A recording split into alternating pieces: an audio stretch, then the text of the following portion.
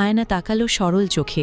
শেষমেশ ওই দুই বোনের প্রতি মায়া দেখাতে হবে তাকে, এটা ভাবলেই তো শরীর রি করে ওঠে। কুহুর কান্না থামছিলই না, কান্নাকাটি করে না খেয়ে ঘুমিয়ে পড়েছিল, এমনকি গোসল অবধি করা হলো না। বিকালে ঘুম ভাঙতেই মনটা আবারও বিষণ্ণ হয়ে গেল। একরাশ খারাপ লাগা নিয়ে বাগানে যেতেই ওর দুটো চোখ থমকে গেল। বাগানে নতুন অনেক গাছ লাগানো, সবগুলো গাছেই ফুল ফুটে আছে। ও বিস্মিত হয়ে কণার ঘরে ফিরল। মেয়েটি তখন বইয়ে মুখ ডুবে আছে।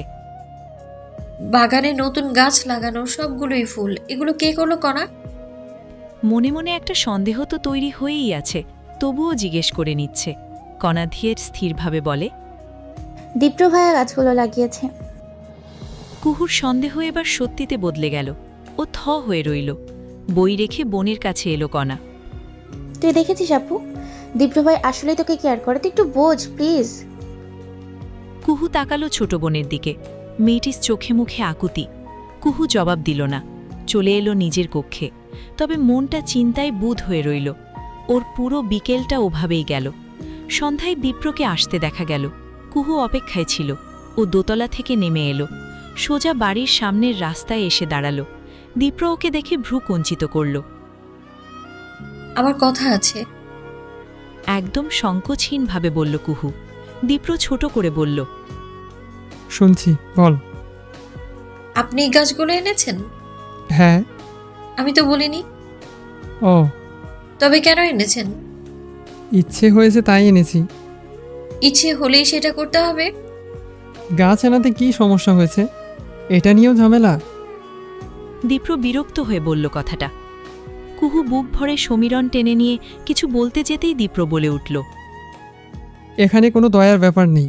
এখন যদি সেটাকেও তুই দয়ার সাথে যোগ করিস তাহলে আমার কিছুই বলার থাকবে না। তোর যা মনে হয় ভেবে নিতে পারিস। এমনিতেই আমাকে সবার কাছে খারাপ বানিয়ে রেখেছিস। কুহুর কথা আটকে গেল। দীপ্র ওকে পাশ কাটিয়ে বাড়ির ভেতরে প্রবেশ করল। কুহু দাঁড়িয়ে রইল ওভাবেই। মানুষটা চোখের আড়াল হতেই কুহু মিনমিনে সুরে বলল, আপনি তো খারাপই দীপ্র ভাই, ভীষণ খারাপ আপনি। মায়ের কথাটা একেবারে অন্তরে গেঁথে নিয়েছে আয়ানা। ও নিজেকে বুঝিয়েছে, দীপ্রকে পেতে হলে নিজেকে সব সময় দীপ্রর চোখে ভালো রাখতে হবে, যেমনটা কুহু কণা করে থাকে। দীপ্রর হৃদয়ে স্নেহ আছে। সেই স্নেহটা আরও বেশি বাড়াতে নিজেকে যথাসম্ভব ভালো ও অসহায় হিসেবে দেখাতে হবে। ও রাতের খাবার খেতে এসেই বিষয়টি শুরু করল। কণা যখন বিরক্তি নিয়ে অন্য চেয়ার টেনে বসতে যাচ্ছিল, আয়ানা বলে উঠল, এদিকে বসবো না, এদিকে ফ্যানের বাতাস ভালো আছে। কণা বোধহয় আশ্চর্য হয়ে পড়ল। ডাইনিংয়ে থাকা বাকিরাও একটু কেমন চোখে তাকালো। আয়ানার নিজেকে জোকার মনে হলো। মনে মনে নিজেকে গালি দিতে লাগল। এমন দিন না আসলে এই মেয়েটিকে এভাবে বিনয় সে দেখাত না, কখনোই না। কি রে, ওই দিকে গিয়ে বস।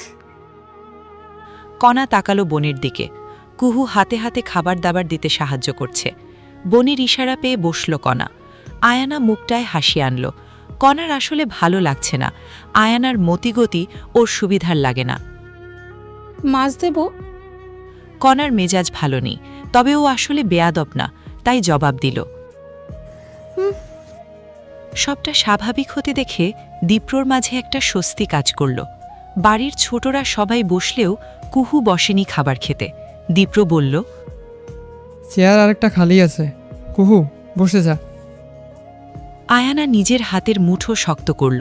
দীপ্র ভাই এখনও এই মেয়েটিকে নিয়ে পড়ে আছে, অথচ কুহু তাকে কত রকমভাবে অপমান করে, তবু দরদ দেখায় দীপ্র ভাই। এসব আসলেই কৌশল। কুহু কৌশলে দীপ্রর হেদায় জয়ের চেষ্টা করছে। এসব ভেবেই আয়ানার ইচ্ছে হচ্ছে কুহুর গালে কটা চর বসাতে, কিন্তু সেটি করতে পারছে না। ও দাঁত কিরমির করতে থাকে। কুহুর বসার ইচ্ছে নেই একদমই, ও ওভাবেই দাঁড়িয়ে রইল। আয়ানা এবার হেসে বলল, হ্যাঁ কুহু, বস না তুই, বসে পড় আপু। সবাই বলাতে কুহু বসল। খাবার নিয়ে নাড়াচাড়া করল। ওর খুব একটা খিদে নেই। আজকাল খাওয়া দাওয়ার প্রতি একদমই মন নেই। মনে হয় না খেয়েই বেঁচে থাকা যাবে। হাত পরিষ্কার করতে এসে কুহু আর দীপ্রর দেখা হলো চোখাচোখি। একেবারে নীরব থাকা যায় না এমন একটা পরিস্থিতি। কুহু ছোট করে বলল। গাছের জন্য কৃতজ্ঞতা। দীপ্র এই প্রসঙ্গে কিছু বলল না। ও বলল, চাচি ফিরবে কবে? 2-4 দিন সময় লাগতে পারে, বাবারা সবাই বাড়ি নেই। ববিতা গিয়েছেন বাবার বাড়ি ভাইদের সাথে আলোচনা করতে। অতীতে বাবার বাড়ির সম্পত্তি নিয়ে না ভাবলেও এখন ভাবতে হচ্ছে।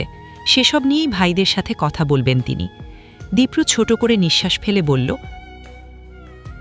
ব্যাপারটা কেমন হলো কুহু? চাচি শেষমেশ বাবার বাড়ি সম্পত্তি নিতে গেল? ওটা মায়ের অধিকার, সে তো বাড়তি কিছু নিতে চাচ্ছে না। তবুও আমাদের বাড়ির বউরা সাধারণত নিজ থেকে সম্পত্তি আনে না। প্রয়োজন পড়েনি দেখেই কেউ আনেননি, কিন্তু আমাদের প্রয়োজন পড়েছে দীপ্র ভাই, তাই আনতে যা হচ্ছে। এখানে তো দোষের কিছু নেই। দীপ্র কি বলবে বুঝল না। কুহু হাতটা সাবান দিয়ে পরিষ্কার করে নিল।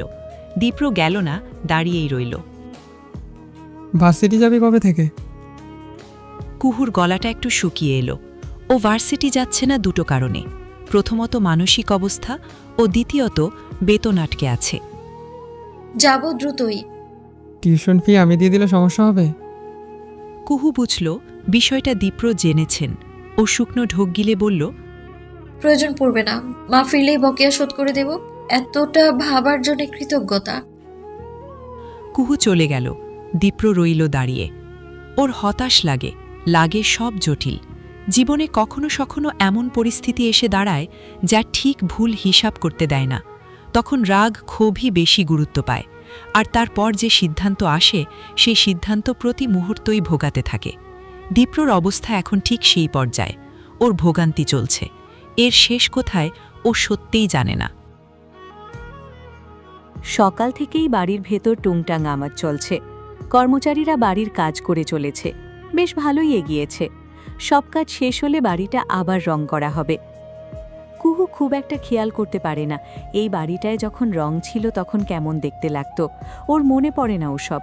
শুধু মনে পড়ে রংচটা বাড়িটার কথা, যেখানে বাবার ছায়ায় বেড়ে ওঠা। আবারও বাবার কথা স্মরণ হওয়াতে কুহুর মনটা বিষণ্ণতায় ভরে উঠল। ও চলে যেতে নিচ্ছিল, অমন সময় অদূর থেকে আয়ানার ডাক। শোন রে কুহু। কুহু দাঁড়িয়ে গেল। আয়ানা এলো পা চালিয়ে। মেয়েটির মুখে কিছু একটা লাগানো, সম্ভবত রূপচর্চার জন্যই লাগিয়েছে। পার্লারে যাবি? আমি তো চাই না। সে কি রে, স্কিন কেয়ার করিস না? সেভাবে কিছু দেয়া হয় না আপু।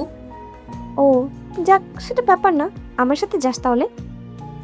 কুহু একবার ভাবল না করবে, আবার ভাবল আয়নাপু যখন ভালোভাবে বলছে তো হ্যাঁ করাই যায়। ও হ্যাঁ করল। আয়না পা বাড়ালো, বলল দুপুরের খাবার খেয়েই যাবে।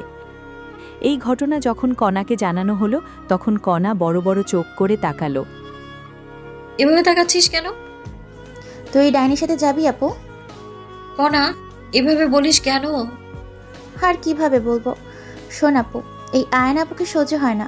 তুই খুবই বোকা। রাত্রি আপুও আসার নাম নেই। কবে আসবে? ভালো লাগে না, মাও আসে না। বলে বিছানায় বসল কণা। কুহুর হাতে জামা কাপড় শুকাতে দিয়েছিল ছাদে, সেসবই নিয়ে ফিরেছে। কেউ ভালো ব্যবহার করলে তার সাথেও একই আচরণ করতে হয় কণা। তাই? তাহলে তুই কেন দীপ্র ভাইয়ের সাথে ভালো ব্যবহার করিস না আপু? ভালো করি না, তবে খারাপও তো করি না। ওনার সাথে আমার সেই সম্পর্কটাই তো নেই। কণা কিছু বলে না। কুহু জামা কাপড়গুলো কাবার্ডে তুলে রাখে, এসে বসে ছোট বোনের পাশে। কণা, তুই আয়নাপুকে পছন্দ করিস না, তাই তোর কাছে এমন লাগে। কে জানে, কিন্তু তুই কিন্তু সাবধানে থাকিস। আচ্ছা, থাকবো। বলে ছোট বোনকে আশ্বস্ত করল কুহু। এরই মধ্যে দরজায় এসে উকি দিল কুঞ্জ। বাচ্চাটিকে দেখে কণার অধরে হাসি এলো। এদিকে আয়। বলে ডাকতেই ছুটে এলো কুঞ্জ, একদম কণার পাশে এসে বসল। ওকে এক হাতে জড়িয়ে ধরল কণা। কি ব্যাপার তোর, আজকাল দেখাই যায় না? আমি তো আসতে চাই কনাপু, কিন্তু আয়না আপুর জন্য ভয় হয়। কেন, তোকে আসতে মানা করে নাকি? ঠিক তা না, কিন্তু বলে থামে কুঞ্জ। ওর মনটা সরল, তাই মনে যা এসেছে বলে দিয়েছে। কণার সাথে চোখাচোখি হয় কুহুর। কুহু ইশারায় বোঝায় আয়ানা সত্যিই বিপজ্জনক। কুহু সেসব পাত্তা দেয় না। আয়ানাকে বারবার বলা হলো যেন কুহুর সাথে ভালো আচরণ করে। আবিদার কথায় এবার বিরক্তই হলো ও। তুই তো আমার কানের পোকা বের করে দেবে। কতবার এক কথা বলবো? তোকে ভরসা করতে পারছি না, তুই নিজের মধ্যেই নেই। বেশ তো, ভরসা করো না। আয়ানা, আবারও বলছি, কোনো ঝামেলা না। তোমার বাবা গতকাল কি বলেছে? কল করে অনেক কিছু বুঝিয়েছেন বাবা। আয়না সেসব শুনেছে, বুঝেছেও, তবু আবিদার ভয় কাটে না। তিনি মেয়েকে ভরসাই করতে পারেন না। ঘর থেকে বেরোয় আয়না এসে দাঁড়ালো দীপ্রর কক্ষের সামনে। সে সেজেছে, তাকে সুন্দর লাগছে। এটা তো দীপ্র ভাইকে দেখানো চাই। ও মুখটায় হাসি এনে দরজায় নক করল। দীপ্র আজ পুরো দিন বাড়িতেই আছে। আসবো দাদা ভাই? আয়ানা, দরজাটা হালকা খুলে আয়না ঠোঁট প্রসারিত করে হাসল। দীপ্রর কাজ সারাক্ষণ ল্যাপটপে। যেহেতু তার নিজস্ব ব্যবসা বিদেশের মাটিতে, তাই অনলাইনেই কাজগুলো করতে হচ্ছে। বাকি সময়টা সে কাটায় গ্রামে ঘুরে। আয়নাকে একবার দেখে নিয়ে দীপ্র বলল, কোথাও যাচ্ছিস? হ্যাঁ, পার্লারে যাচ্ছি, তোমার সাথে দেখা করতে এলাম। আচ্ছা, সাবধানে। তোমার কিছু লাগবে? না, কি লাগবে? এমনি বলার জন্য বলল আয়না। ও আসলে কথা বাড়ানোর সুযোগ খুঁজে চলেছে। না মানে কিছু যদি লাগতো। না না, তেমন কিছু। বলতে গিয়ে ওর চোখ গেল দরজার দিকে। কুহু করিডর দিয়ে চলছে। দীপ্র ডেকে উঠল। কুহু? আয়না তাকালো পেছন দিকে। কুহুর পাও থেমে গিয়েছে। ও জবাব দিতে চাচ্ছে না, তবু সবটা স্বাভাবিক দেখাতে ও বলল, জি। কোথাও যাচ্ছিস নাকি? দরজার কাছ থেকেই কুহু বলল, জি, আয়নাপুর সাথে যাব। আয়নার মুখটা একটু অন্ধকার। ও তবু সেটা সরিয়ে ফেলার প্রয়াস করে বলে, হ্যাঁ হ্যাঁ, ও আমার সাথেই যাচ্ছে। চাচি আসবেন কবে? পাল্টা প্রশ্ন করে দীপ্র।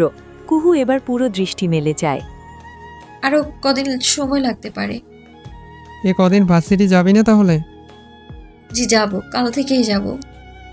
সত্যি বলতে যাওয়ার মতন পরিস্থিতি তার নেই, তবু মিথ্যেটা বলল সে।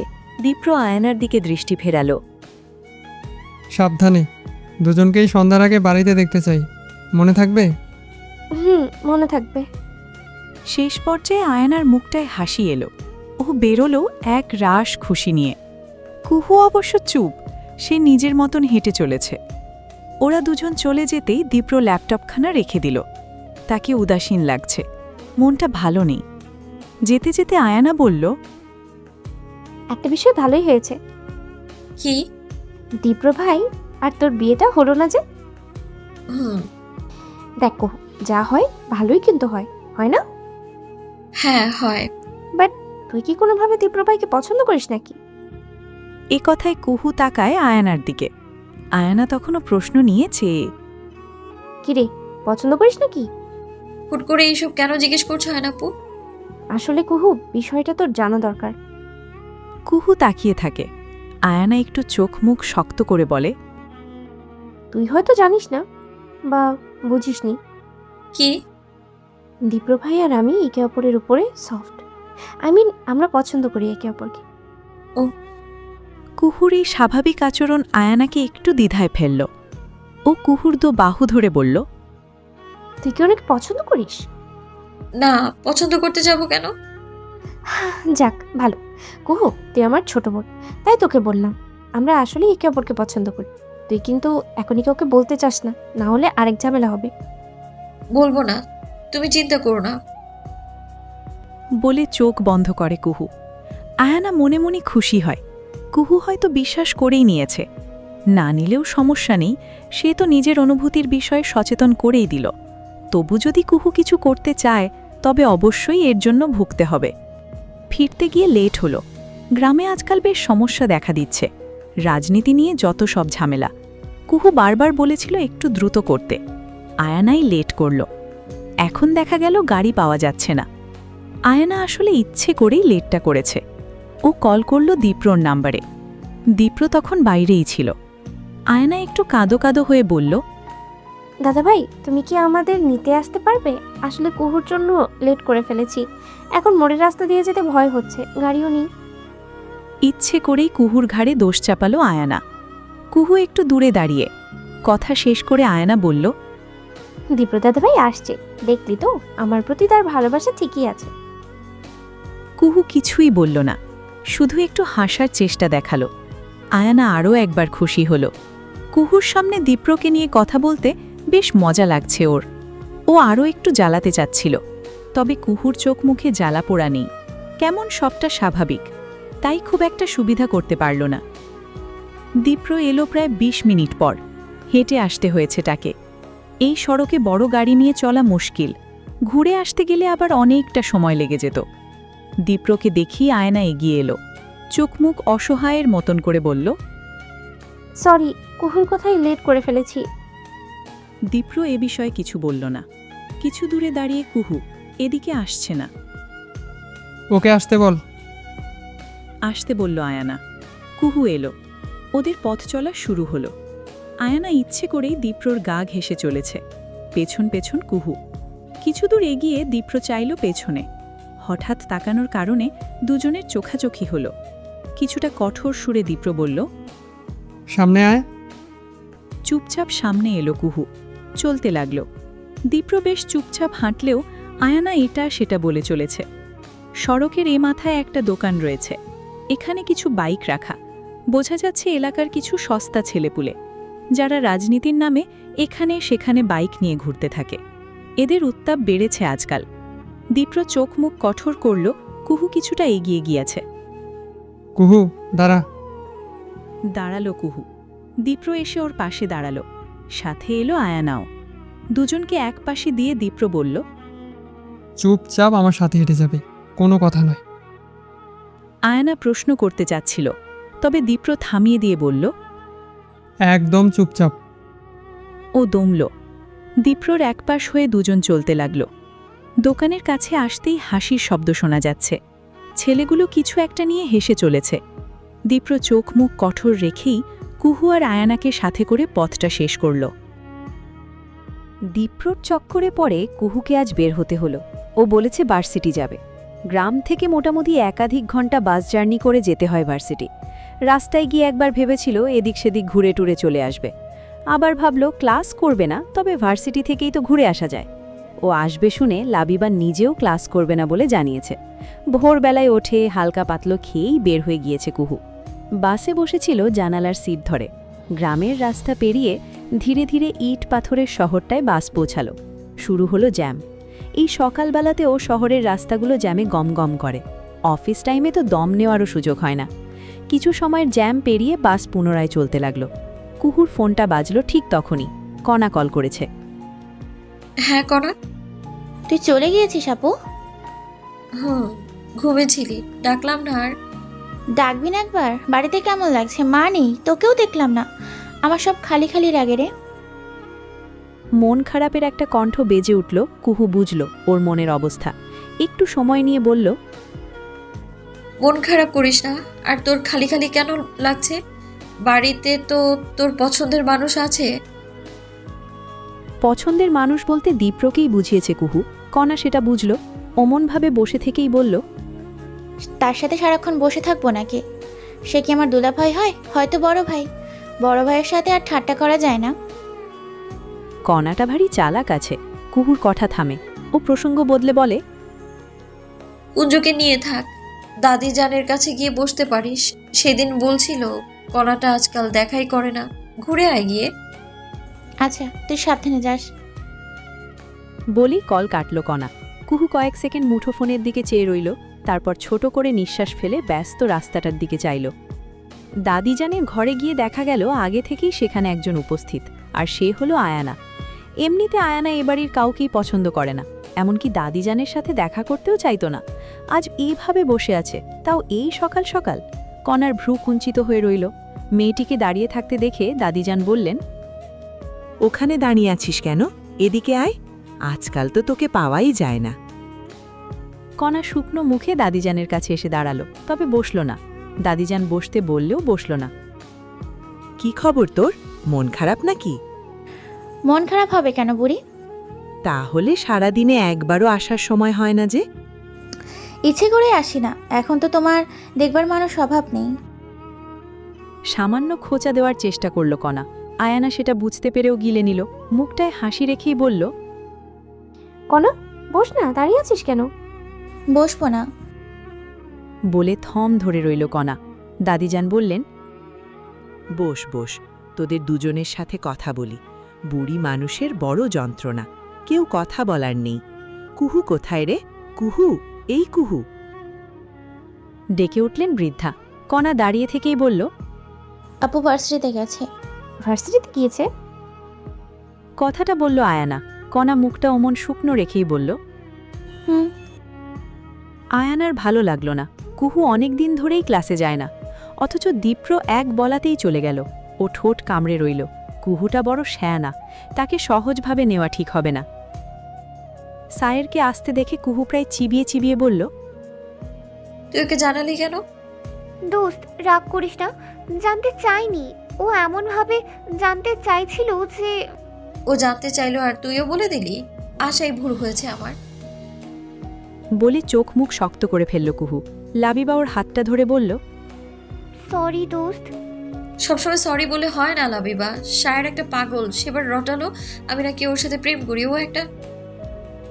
কথা শেষ করার আগেই সায়ের এসে দাঁড়ালো সামনে। কুহু চোখ মুখ অন্ধকার রাখল।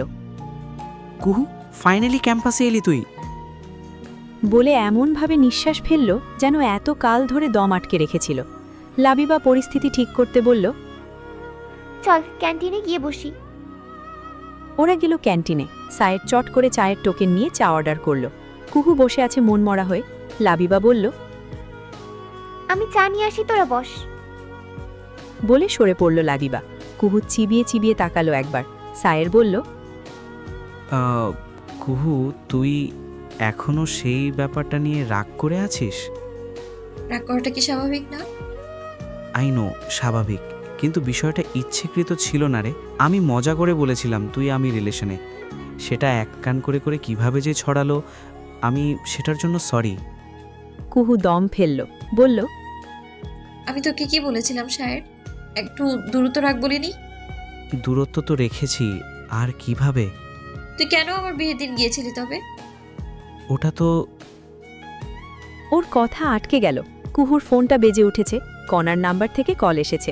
কুহু রিসিভ করতেই ওপাশ থেকে কণার ভয়ার্ত কণ্ঠ শোনা গেল, আপু আপু, দাদিজানের শরীর খারাপ করছে, খুব খারাপ করছে। আমার খুব ভয় হচ্ছে রে, খুব ভয় হচ্ছে। কুহু জবাব দিতে পারল না। বসা থেকে দাঁড়িয়ে গেল।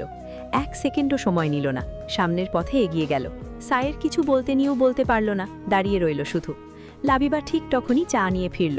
কুহুর যাওয়ার পানে তাকিয়ে বলল, ও চলে গেল কেন? আবার কি করেছিস সায়র? তুই তো আমাকে মহা বিপদে ফেলে দিয়েছিস।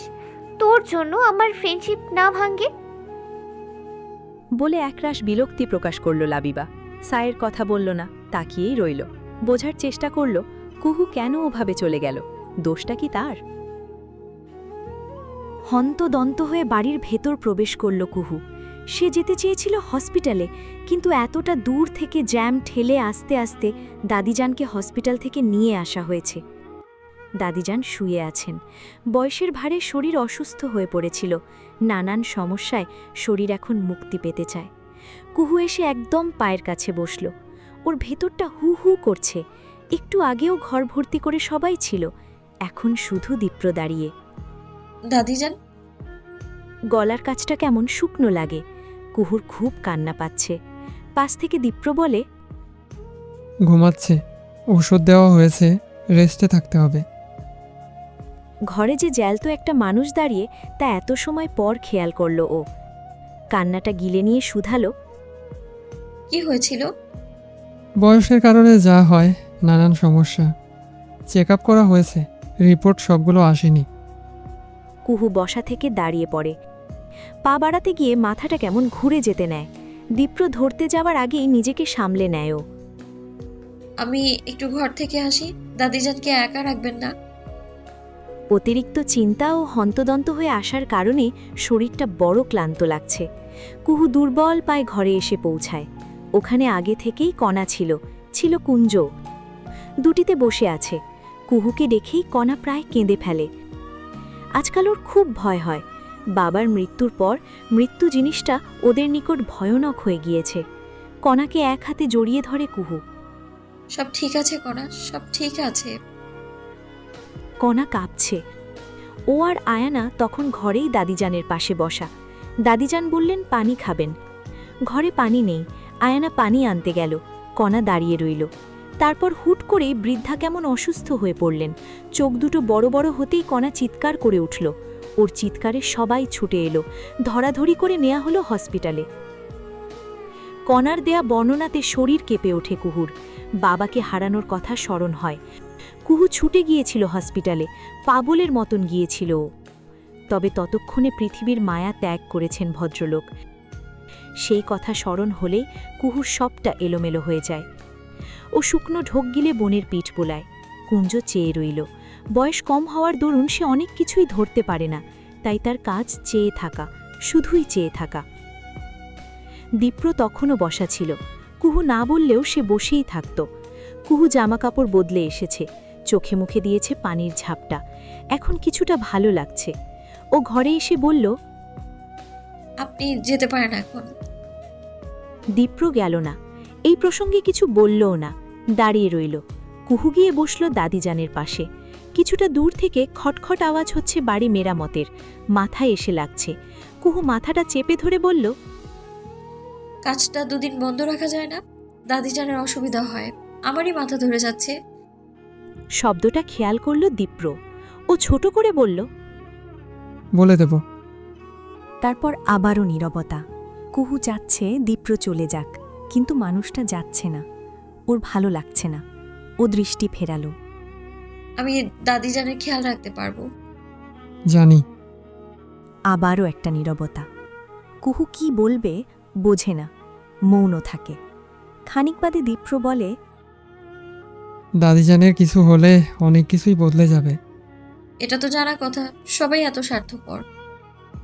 কুহু বোধহয় এই প্রথম এভাবে বাক্যটা উচ্চারণ করল।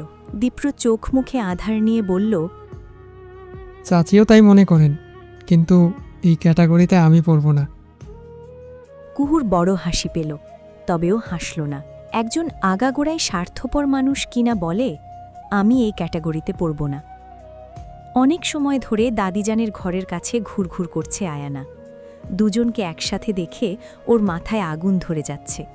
ও পারছে না কিছু বলতে, সেই জন্যই রাগে গজগজ করতে করতে মায়ের কাছে এলো।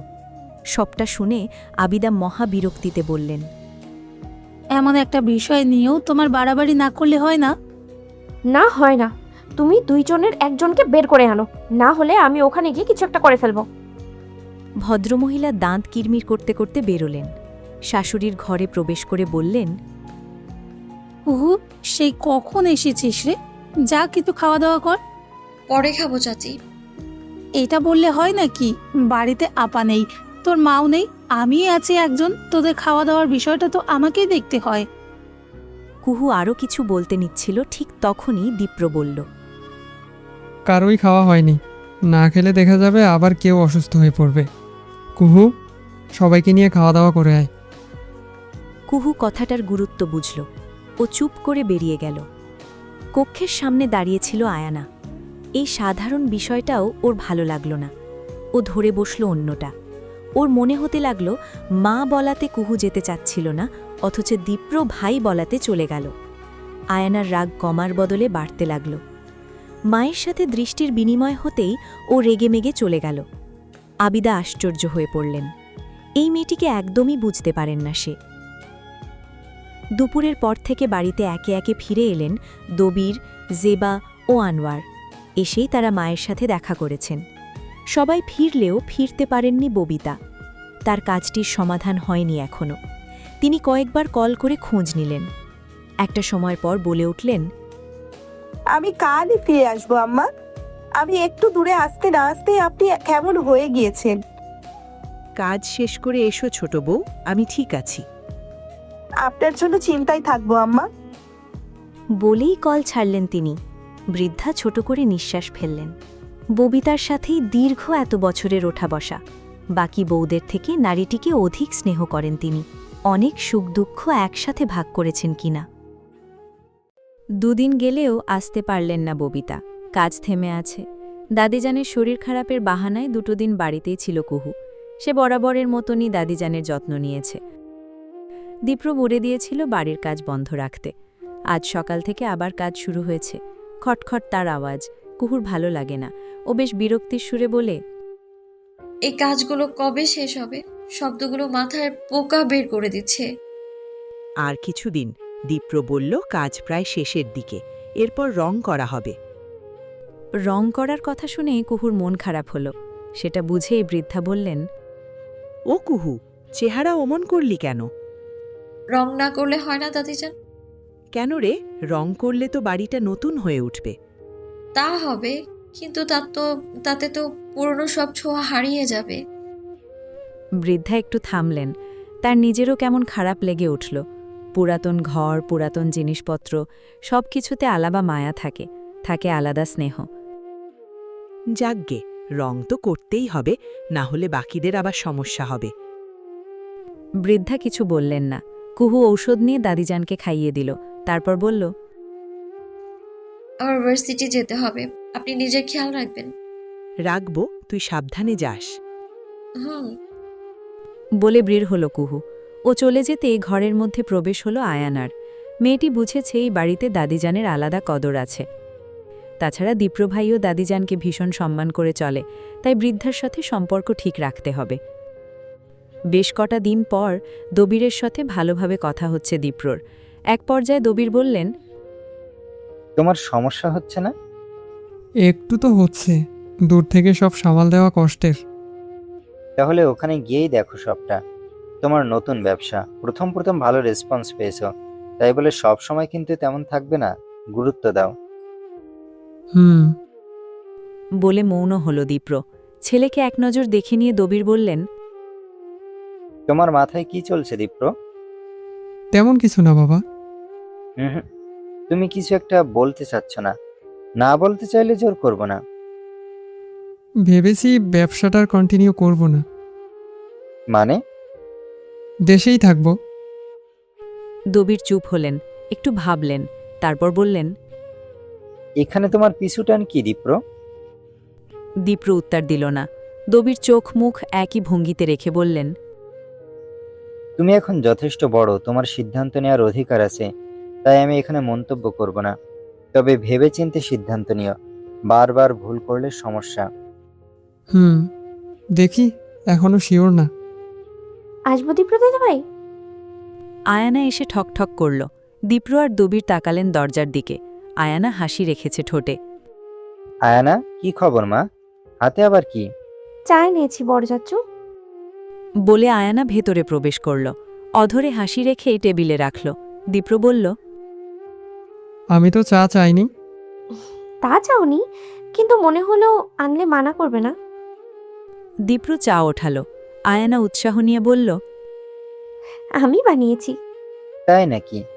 হ্যাঁ বড় চাচু, টেস্ট করে দেখো। দবির কাপ তুলে নিলেন, চুমুক বসালেন। চায়ের স্বাদ ভালো হয়েছে।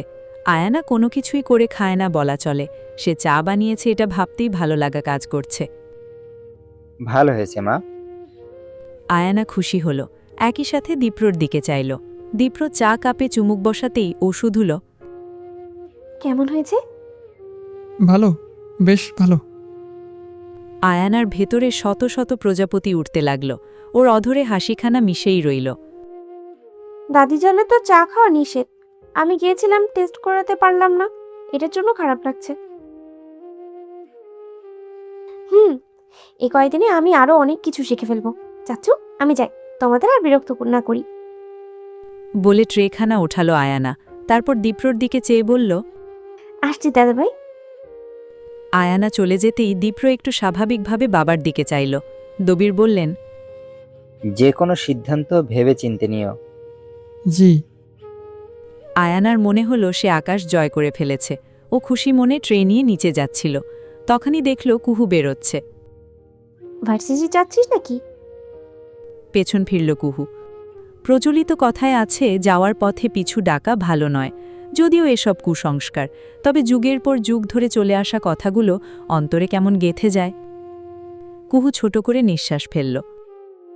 হ্যাঁ, এই সেমিস্টারটা তো এমনি এমনিই কেটে গেল। এই ক্লাসগুলো না করলে পরীক্ষা দিতে পারবো না। তোর সেমিস্টার ফিও তো বাকি।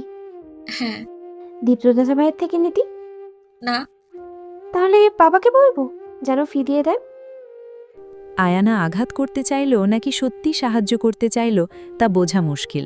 কুহু চাচ্ছিল একটু বসে যেতে, কিন্তু এবার তারা দেখিয়ে বলল, দরকার নেই আয়নাপু, আমি যাই, লেট হচ্ছে। কুহু পা বাড়াতেই আয়ানা তৃণস্কারের হাসি হাসল। সেই হাসিটাই অদূর থেকে দেখতে পেল কণা। কথায় আছে, যে যারে দেখতে পারে না তার সব খারাপ ওই মানুষের চোখেই পড়ে। তাই হয়তো আয়ানার সকল খারাপ গুণ কণার চোখে ধরা পড়ে। সারাদিন ভার্সিটি করে সন্ধ্যের দিকে বাড়ি ফিরছিল কুহু। মোড়ে এসে দীপ্রর সাথে দেখা। দীপ্রও ফিরছিল। এমন জ্যান্ত জ্বলান্ত মানুষকে সরাসরি এড়ানো কঠিন। ও না চাইতেই চোখাচোখি হয়ে গেল।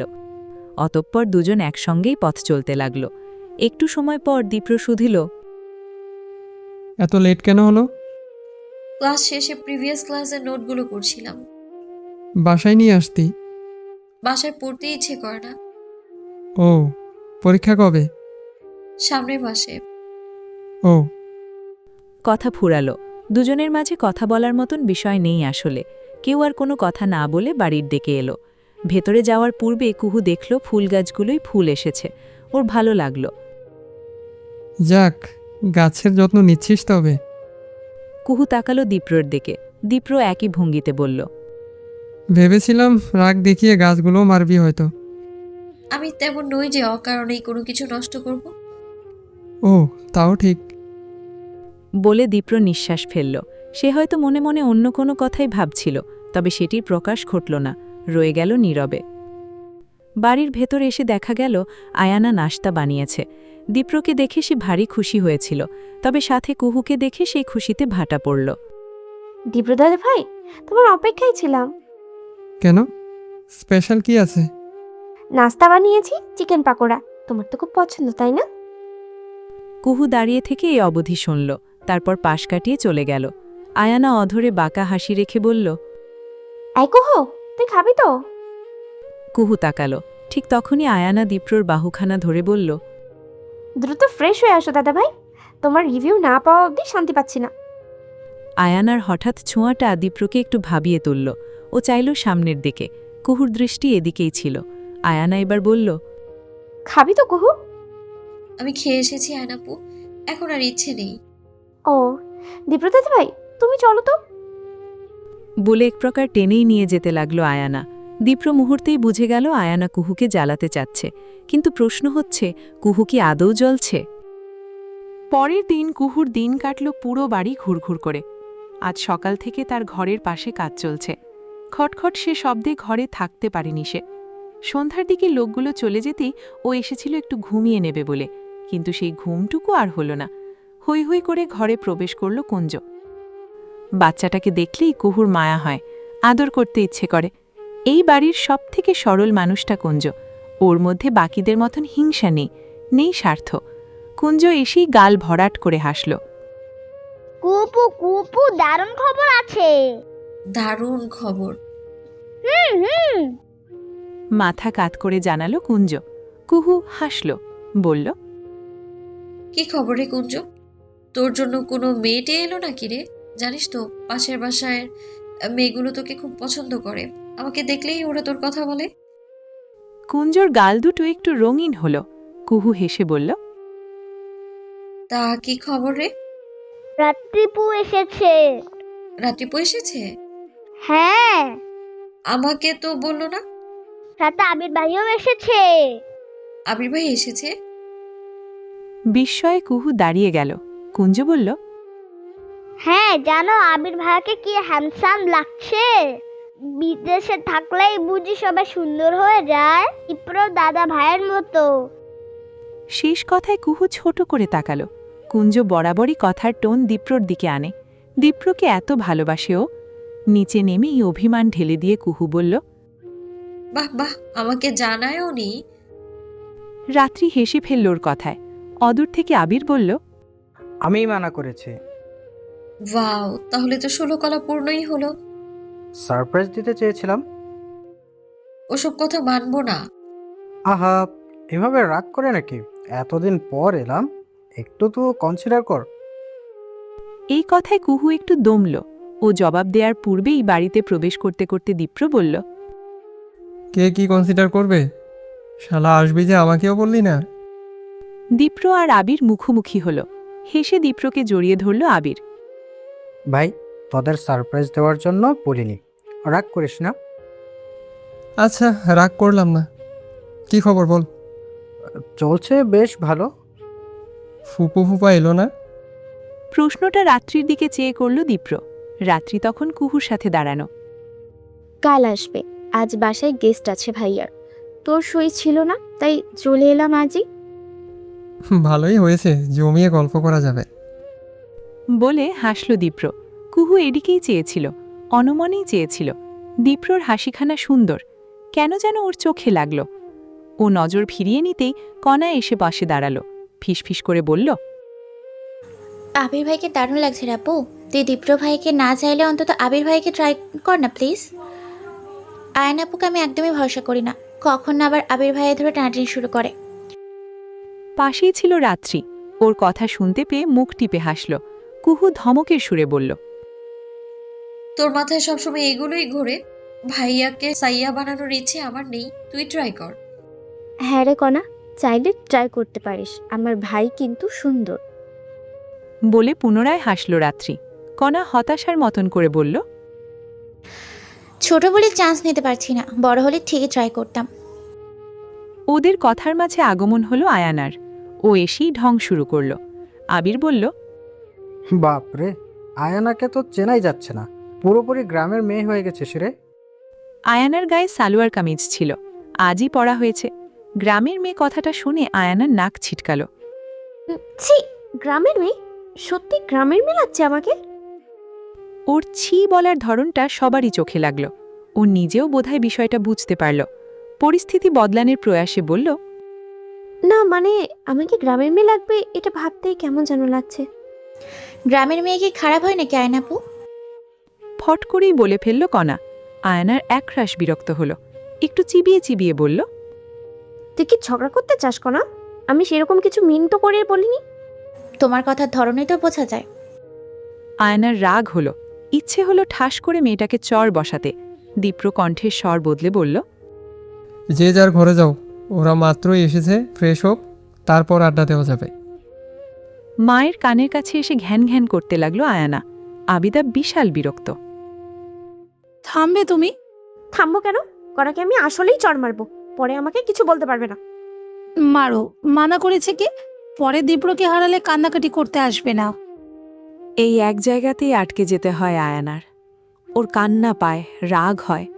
ও ঠোঁট কামড়ে বলে, ওই মেয়েটা আমার সাথে এমন কেন করে? ও সমস্যা কি? আমাকে দেখতে পারে না ও একদমই। তুমি দেখতে পারো না দুজনেই সমান সমান? তুমি এবার ওদের সাপোর্ট করছো? সাপোর্ট করছি না, বাস্তবতা দেখাচ্ছি। দেখতে চাই না এমন বাস্তবতা। আমি নিজের রাগ নিয়ন্ত্রণ করতে পারছি না। ভালো থাকে না বলে চোখের পানি হাতের তালুতে মুছে নেয় আয়ানা। তারপর যেতে থাকে নিজের ঘরের দিকে। যেতে যেতে চোখ যায় ছাদের সিঁড়ির দিকে। কুহু ব্যস্ত পায়ে ফোন হাতে নিয়ে ছাদে উঠে চলেছে। আয়ানা এসে দাঁড়ায় সিঁড়ির কাছে। ছাদ অন্ধকার, কাজের সময় ছাদের লাইট কেটে গিয়েছে। লোকগুলো লাগাবে লাগাবে করে আর লাগায়নি। কুহু ফিসফিস করে কথা বলছে, ভালো করে শোনা যাচ্ছে না। আয়ানা এবার আরও বেশি করে মনোযোগ দিতে যায়। ঠিক তখনই নিচ থেকে পায়ের শব্দ ভেসে আসে। কেউ আসছে। ও সতর্ক হয়, অন্ধকারের মধ্যে লুকানোর জায়গা খুঁজতে থাকে। সিঁড়িতে বেশ কটা ড্রাম রাখা, চাল রাখা সেগুলোতে। উপায় না পেয়ে 2 ড্রামের মাঝে সংকীর্ণ যে খালি জায়গাটুকু, সেখানেই লুকিয়ে পড়ে। অন্ধকার আর তাড়াহুড়োতে হাতে বেশ অনেকটা ব্যর্থাও লাগে। ছাদের দরজা চাপানো ছিল, তা খুলে রাত্রি এগিয়ে যায়। কুহু ওকে দেখে বলে ওঠে, ঝামেলায় পড়েছি রাত্রিপু, বড় ঝামেলায় পড়েছি। রাত্রির চোখে মুখে চিন্তার ছাপ। আয়ানা খালি জায়গা থেকে বেরোয় আসে, হাতে অনেকটা ব্যথা পেয়েছে। ও ঠোঁট কামড়ে সামনের দিকে এগোয়। এভাবে ঘামছিস কেন? রাত্রিপু, রাত্রিপু। কুহুর কণ্ঠ কাঁপছে। রাত্রি ওর বাহু টেনে ধরে। পুহু, সব ঠিক আছে? আমার ভয় লাগছে রাত্রিপু, ভয় লাগছে আমার। ভয় কেন লাগছে? কি হয়েছে বল? কুহুর গলাটা শুকিয়ে আসে। ও কেঁদে ফেলে শব্দ করে। রাত্রি 2 হাতে মেয়েটিকে জাপটে ধরে। ভয় পাচ্ছিস কেন কুহু? বল আমায়, কি হয়েছে? বল কি হয়েছে? তুমিও আমায় ভুল বুঝবে। আমি খারাপ রাত্রিপু, আমি খারাপ। কাঁদতে থাকে কুহু। রাত্রি বুঝে না কি বলবে। এভাবে না কথা শুনে কোনো মন্তব্যও করতে পারছে না। ভুল কেন বুঝবো? তুই বল না, কি হয়েছে, কি করেছিস? কুহুর গলা শুকিয়ে আসে। ও শুকনো ঢোক গিলে বলে, সায়ন আমায় মেরে ফেলবে আমায়। ছেলেটা সম্পর্কে জানে রাত্রি। ও ভ্রু কুঞ্চিত করে বলে, ওর সমস্যা কি? পাগল হয়ে গিয়েছে, সম্পর্ক না করলে বাড়িতে বলে দিবে সব। কি বলবে? এবার কুহুর কান্নাটা আরও বেড়ে গেল। ওর কান্নাটা রাত্রিকে ভাবিয়ে তুলল। রাত্রি ভয়ার্ত গলায় বলল, কি ভুল করেছিস কুহু? পালাতে চেয়েছিলাম রাত্রিপু, আমি পালাতে চেয়েছিলাম। সহসায় কথাটা বলে ফেলল কুহু। রাত্রি বিস্ময়ে কথা হারিয়ে ফেলল। কুহু কান্নায় ভেঙে পড়ল, বসে পড়ল মেঝেতে। যদি এমনটাই হয়ে থাকে তবে সবসময় দিব্য ভাইকে দোষারোপ কেন করছিস কুহু? আমি তাকে সরাসরি দোষারোপ কখনো করিনি রাত্রিপু। করিসনি? এটা কিভাবে বলতে পারিস? সেই ঘটনার জন্য দিব্য ভাইকে কম সহ্য করতে হয়েছে কি? অথচ তোর তো খুশি হওয়ার কথা ছিল। কুহু কান্না থামায়, তবে চোখ দুটো ভেজা। সে আমায় অপমান করে বিয়েটা ভেঙেছে। আর তুই যে পালিয়ে যেতে চেয়েছিলি, সেটা দিব্য ভাইকে অপমান করা হতো না? কুহু জবাব দিতে পারে না। কুহু মনে মনে ভাবল, হ্যাঁ হতো, অবশ্যই হতো, কিন্তু সে তো পালায়নি, তাহলে দোষটা তার ঘাড়ে কেন আসবে? রাত্রি হতাশ হয়ে পড়ে। কুহু, এটা ঠিক হলো না। তুই নিজেই পালানোর জন্য তৈরি ছিলি। বিয়েটা না ভাঙলে অবশ্যই পালাতি। কি পালাতি না? হ্যাঁ, পালাতাম। ঠোঁট কামড়ে জবাব দেয় কুহু। রাত্রির মাথাটা খালি খালি লাগছে। সবাই বাবার মৃত্যুর পর কেন দরদ দেখাতে আসে রাত্রিপু? আমার বাবা বেঁচে থাকাকালীন কতটা কষ্ট করেছেন, তখন কেউ কেন আসেনি? বাবার মৃত্যুর পর সবাই লোক দেখানো দরদ দেখাচ্ছে, দয়া দেখাচ্ছে আমাদের। আমি এতিম হয়ে গিয়েছি বলে আমাদের ভরণ পোষণের দায়িত্ব নিচ্ছে সবাই। এইসব তো দয়া রাত্রিপু। এই ব্যাপারে রাত্রি কথা বলতে পারল না। কুহুই বলল, আমার দোষ ছিল, একই দোষ তো দীপ্রভাইও করেছেন, তবুও তার থেকে বেশি আমায় সইতে হচ্ছে না কি বলো? আসলে ছেলেদের কখনোই দোষ হয় না, সব দোষ হয় মেয়েদের। আর সেই মেয়ে যদি আমার মতো এতিম হয় তাহলে তো কথাই নেই, সোনায় সোহাগা। আমি পালালে, বিয়ে ভাঙলে তখন আমার উপরে এমন কেমন প্রভাব আসতো ভেবে দেখো তো একটু। কিন্তু দীপ্রভাই যখন আমায় ছোট করে অপমান করে বিয়ে ভাঙার পর, তখন তাকে কতটুকুই বা সইতে হচ্ছে বলো? কুহুর মুখ থেকে শুধুই কথা আসছে। রাত্রি ফোঁস করে দম ফেলল। কিন্তু তুই তো বিয়ে করতে চাসনি, পালানোর প্ল্যানও করেছিলি। করেছিলাম। তাহলে দিব্য ভাইকে দোষ দিচ্ছিস কেন? দোষ দিচ্ছি না, আমি বাস্তবতা দেখাচ্ছি রাত্রিপু। আমার দোষ ছিল, কিন্তু দীপ্রভাইয়ের কি দোষ নেই? রাত্রি মৌন হয়ে গেল। কুহুর দু চোখ থেকে পানি নেমে যাচ্ছে, যেন আজ চোখের জলেই সাগর হয়ে যাবে।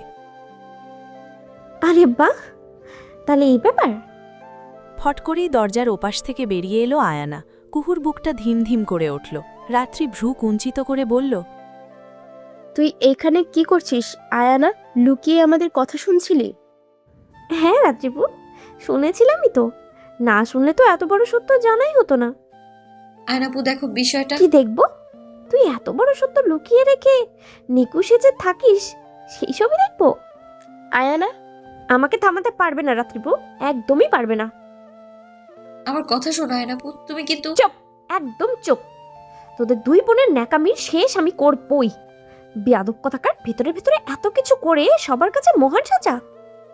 আয়ানার হাতটা ধরতে গিয়েছিল কুহু, কিন্তু পারল না। আয়ানা ফট করেই পা বাড়িয়ে চলে গেল। কুহু অসহায় হয়ে পড়ল। অন্ধকারের মধ্যে রাত্রিকেও ভীষণ অসহায় দেখালো। ও আসলেই বুঝতে পারল না কি করা উচিত। আবির, বিপ্র একসাথে বসে আড্ডা দিচ্ছিল। অমন সময় আয়ানাকে আসতে দেখা গেল। হনহন করে এসেছে সে। দীপ্রদাদা ভাই, দীপ্রদাদা ভাই। ওর কণ্ঠে দুজনই তাকালো। দীপ্রর ভ্রু কুঞ্চিত হল। আয়ানা হাঁপিয়ে গেছে একদম। কুহু কত শেয়ানা তুমি জানো? একদম দীপ্রর বরাবর এসে দাঁড়ালো আয়ানা। আবির কাহিনী না বুঝে চেয়ে আছে।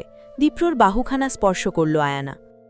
তুমি জানোই না কুহু বিয়ের দিন। ঠিক সে সময় দোতলার করিডোর দিয়ে আসতে দেখা গেল কুহুকে। ওর পেছন পেছন আসছে রাত্রি। কুহুর দু চোখে জল টই টই করছে। আয়ানা তাকালো। নেকুমে ন্যাকামির শেষ নেই। আর একটা কথাও না আয়ানা। তুই তুমি শোনো কথাটা, কুহু আসলে বিয়েটা। দীপ্র দোতলা থেকে দৃষ্টি ফেরালো আয়ানার দিকে, কঠিন সুরে বলল, চুপ করতে বলেছি আয়ানা, আর একটা কথাও না। দাদা ভাই, তুমি জানোই না ও আসলে। আমি জানি আয়ানা, এই ব্যাপারে কোনো কথা শুনতে যাচ্ছি না। আয়ানা অবিশ্বাস ভরা চোখে তাকালো। দীপ্র নিচু সুরে বলল, এই টপিক এখানেই শেষ, কোথাও যেন না যায়, মনে থাকবে? আয়ানা কথা বলতে পারল না। ও পিছিয়ে গেল এক পা, দু চোখ ভরা অবিশ্বাস। কুহু সিঁড়ি দিয়ে নেমে এসেছে, ওর দুটো চোখে জল টই টই করছে। দীপ্র কঠিন সুরে বলল, এই বিষয়ে কেউ কোনো কথা বলবে না, এখানেই সব শেষ। যদি কেউ বলো তো আমার চেয়ে খারাপ আর কেউ হবে না। আশা করি এইটুকু সম্মান আমাকে দেওয়া হবে। কুহুর শরীর কাঁপছে। সে রাতের খাবার খেতে যেতে পারেনি, ওর সাহস হয়নি। দীপ্র ভাই তাকে বাঁচালা। কুহু মনে মনে ভাবল, এটাও কি দয়া? হয়তো হ্যাঁ, কিংবা না। ওর ফোনটা তখন থেকে বেজে চলেছে, ও রিসিভ করছে না। ওর দুটো চোখ বেয়ে সমানে নোনা জল নেমে যাচ্ছে। শুকনো একটি ঢোক গিলল, হাতের তালুতে গাল মোছার প্রয়াস করল, কিন্তু লাভ কি হলো? হলো না। পুনরায় গাল ভিজে গেল। সায়ের লিখেছে, কুহু আমি সরি রে, আমি সরি, আমি রাগের মাথায় ওসব বলে ফেলেছি, আর বলবো না, আর তুই টেনশন করিস না, আমি কোথাও কিছু বলবো না। মেসেজটা কয়েকবার পড়ল কুহু, তারপর সায়েরের নাম্বারে ডায়াল করল। একটা সেকেন্ডও লাগেনি রিসিভ করতে। সায়ের একই ভঙ্গিতে সরি বলতে বলতে বলল, আমি বলবো না, কাউকে বলবো না বিষয়টা। তুই প্লিজ মাফ কর আমায়। সবাই সবকিছু জেনে যাবে সায়ের। আরে না পাগল, আমি তো বললামই, কোথাও বলবো না। তোর বলতে হবে না, তোর হয়ে অন্য একজনই এই কাজ করে দেবে। থ্যাংক ইউ রে, আমার অসহায়ত্বের সুযোগ নিয়ে এভাবে শেষ করার জন্যে। Thank you so much. বলে কল কাটল কুহু। সায়ের বারবার হ্যালো হ্যালো করল, কল করার চেষ্টা করল, কিন্তু লাভ হলো না। কুহু তাকে ব্লক করে দিয়েছে। রাত্রি এসে বসল কুহুর পাশে। কুহু কথা বলল না, নড়ল না, মেঝেতেই বসে রইল। রাত্রি কুহুর মাথায় হাত বুলিয়ে বলল, যা হবার হয়েছে কুহু, আমরা এটা নিয়ে ভাববো না। আয়ানাকে নিষেধ করা হয়েছে, তুই টেনশন করিস না। কুহুর গলাটা ধরা, কথা আসতে চাইছে না, তবুও ভাঙা কণ্ঠে বলল, দীপ্রভাই আমায় কেন বাঁচালো রাত্রিপু? উনি আবারও আমায় দয়া দেখালো, তাই না? দয়া দেখালো আমায়, আমি দয়াতেই রয়ে গেলাম। বলে ঠোঁট কামড়ে কান্না আটকালো কুহু। রাত্রির ভেতর থেকে কোনো শব্দই এলো না। ও পুনরায় মেয়েটির মাথায় হাত বুলিয়ে দিল, বলল, তুই দিব্য ভাইয়ের সাথে কথা বল কুহু, দিব্য ভাই সবটা বলতে পারবে। তবে একটা কথা, মানুষটাকে আর দোষারোপ করিস না। আলটিমেটলি তার কোনো দোষই নেই, তবুও এতদিন সব সহ্য করেছে। রাত বিরেতে দীপ্রর ঘরে এসে দাঁড়িয়েছে কুহু। ওর দুটো চোখে জল থই থই করছে। দীপ্র কি বলবে বুঝতে পারছে না। পরিস্থিতি এতদিন একরকম ছিল, আজ আর একরকম। ও অনেকটা দ্বিধা নিয়ে বলল, সকালে কথা হবে কুহু, এখন ঘুমাতে যা। কুহু নড়ল না। দীপ্র চেয়ে রইল। মেয়েটিকে কেমন যেন দেখাচ্ছে। কি বললাম শুনিসনি? আপনি আবারও দয়া দেখালেন আমায়। দীপ্রর যে কি পরিমাণে রাগ হলো, ও নিজেকে ধরে রাখতে ব্যর্থ হলো। কুহু মনে মনে ভাবল, মেয়েটি সবসময় তাকে আঘাত করে। দীপ্র বলল, ঘরে যেতে বলেছি কুহু। আপনি আমায় দয়া দেখিয়েছেন, তাই না? এই পর্যায়ে দীপ্র নিজের রাগ ধরে রাখতে পারল না। ও হিস হিস করে এগিয়ে গেল। কুহু কিন্তু ভয় পেল না। আর একবার দয়ার কথা বললে না, ঠাস করে একটা চর মারব। সেটাই পারবেন, কারণ আপনি ছেলে আর আমি মেয়ে। আমার উপর জোর খাটানো তো যায়। কি জোর খাটিয়েছি আমি? আপনি কেন বিষয়টা সামনে আনতে দিচ্ছেন না? আপনি জানতেন আমি পালাবো, তাই বিয়েটা ভেঙেছেন। বলেন এটা সত্যি কিনা? দীপ্র মৌন রইল। কুহু শব্দ করে কেঁদে ফেলল। আমাকে আদৌ আপনি বাঁচালেন নাকি মেরে ফেলেন, আমি নিজেও সেটা বুঝতে পারছি না দীপ্র ভাই। আমি দয়া নিয়ে বাঁচতে চাই না দয়া নিয়ে বাঁচতে। এইবার দীপ্র শান্ত হল। ও দম ফেলে বলল, সেটির জন্য আমার সাথে একবার কথা বলা উচিত ছিল না কুহু? বিয়েতে তোর পুরো মত ছিল না, তোর মতের বিরুদ্ধে গিয়ে বিয়েটা এমনিতেও হতো না। তুই একটাবার আমাকে বলেছিস? বলিসনি তো। উল্টো আমাকে ছোট করতে চেয়েছিলি, বিয়ে ভেঙে পালাতে চেয়েছিস, অপমান করতে চেয়েছিলি, তাই না? ঠিক তাই। কুহু তাই চেয়েছিল। চেয়েছিল বিয়েটা ভাঙতে, এই স্বার্থপর মানুষগুলোকে অপমান করতে। কিন্তু সেই পরিকল্পনা সফল হবার পূর্বেই বিষয়টা ঘুরে যায়। দীপ্র নিজ থেকেই বিয়েটা ভেঙে দেয়, ফলে উল্টোভাবে কুহুরই অপমান হয়ে যায়। কুহু ঠোঁট কামড়ে বলে, আপনিও তো জানতে চাননি আমার কাছে আমার মতামত আছে কিনা। জানার সুযোগ ছিল আমার কাছে? আমি আসার পূর্বেই তো সব ঠিকঠাক হয়ে যায়। আমি এসে যে কথা বলবো তার আগেই তো তুই ডিসিশন নিয়ে রেখেছিলি। আর আপনি সেটা জেনে সেই সুযোগটা কাজে লাগালেন, আমায় অপমান করলেন, তাই না? ফোঁস করে দম ফেলল দীপ্র, ছোট করে বলল, মানছি আমিও পুরো ঠিক ছিলাম না, রাগ হয়েছিল তাই ওভাবে কাজ করেছি।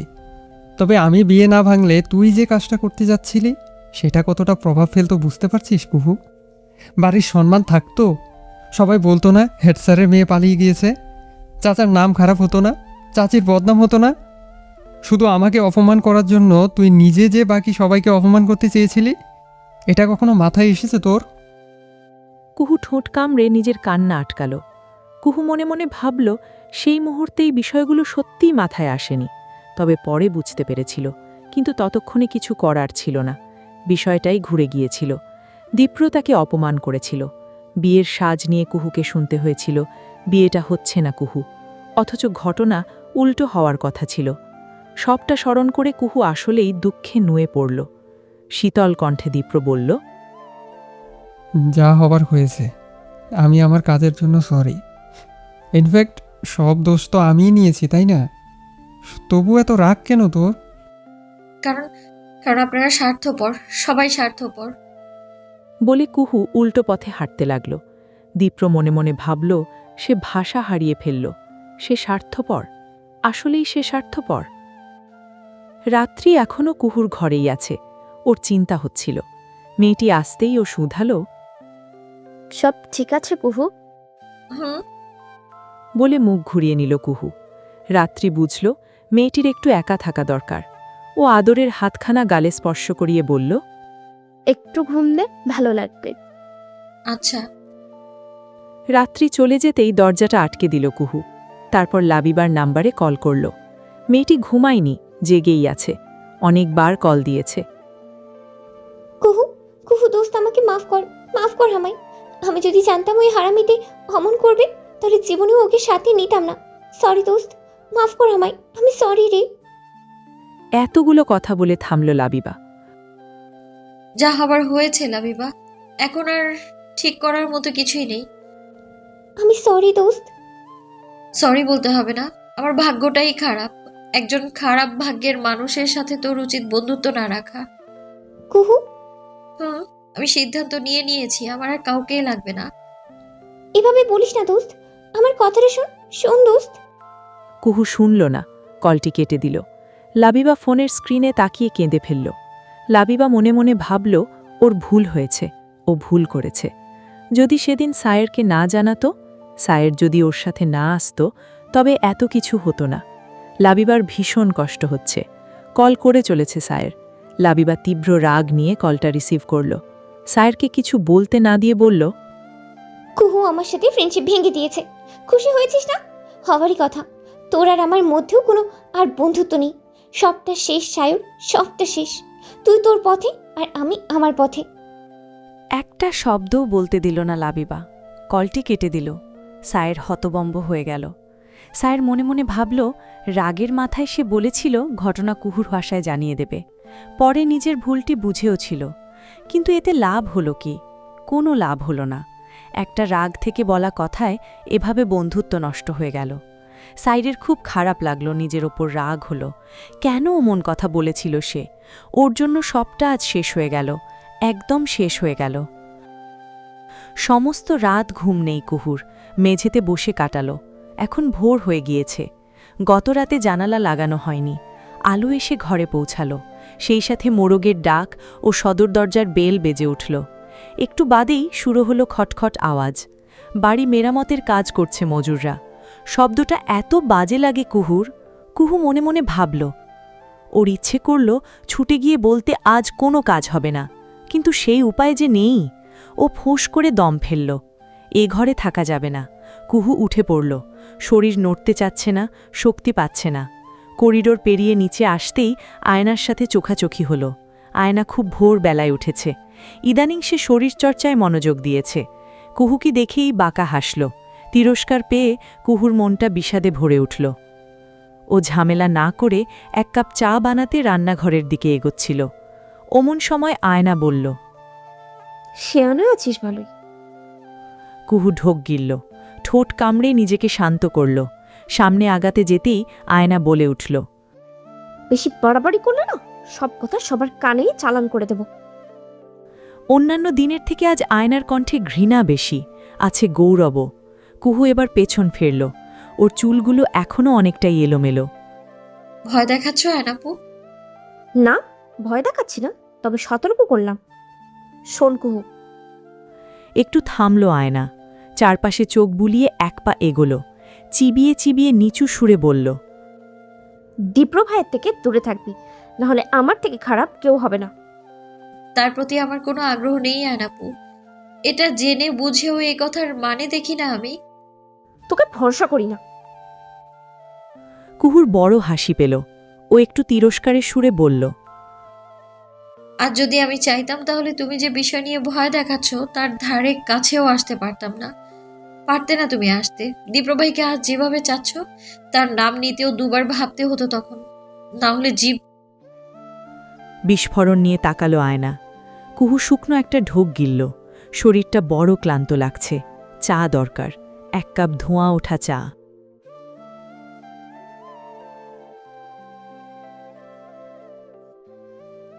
ভিডিওটি এই পর্যন্ত দেখার জন্য অনেক অনেক ধন্যবাদ। আজকের পর্বটি ভালো লাগলে লাইক দিয়ে একটি সুন্দর কমেন্ট করে যাবেন। আপনাদের সাপোর্ট পেলে নতুন নতুন গল্প দিতে খুব ভালো লাগে।